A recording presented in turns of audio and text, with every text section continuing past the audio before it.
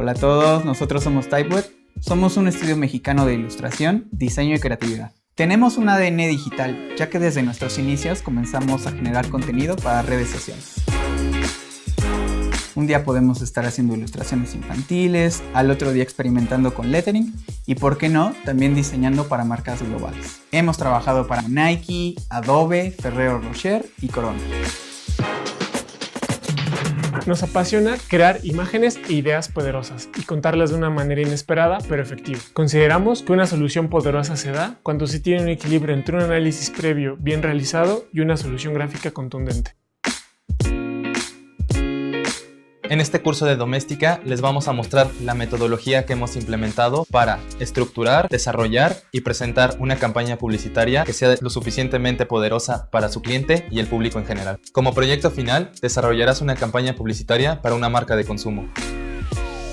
Para iniciar, les presentaremos a Mr. White, que es la estructura que tenemos desarrollada para recibir un brief, desmenuzarlo, entenderlo y así poder atacar las necesidades y los problemas del cliente. Una vez aterrizado nuestro concepto y que nos aseguremos que es lo suficientemente poderoso, pasaremos a la creación del paquete gráfico. Desarrollaremos un mood board, que es el que nos dará pie a todo nuestro universo gráfico, y una paleta de color. Para la elección tipográfica, desarrollaremos un abecedario desde cero a través del dibujo de letra. Más adelante, en el proceso de bocetaje, desarrollaremos una iconografía sencilla pero memorable. También desarrollaremos un set de personajes, los cuales tendrán una identidad propia y muy particular. Después, nuestro máster gráfico, que será la directriz de todo nuestro universo. Juntando todos estos elementos, daremos pie a la implementación en los distintos puntos de contacto que revisamos en el brief. Para finalizar, les mostraremos la metodología para presentar al cliente y en el portafolio.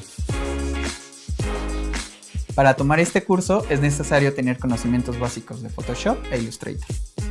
Este curso está dirigido a diseñadores e ilustradores o cualquier otra persona que esté interesada en aprender un nuevo proceso creativo. Acompáñanos en este curso y aprende a crear ideas valiosas y visualmente atractivas.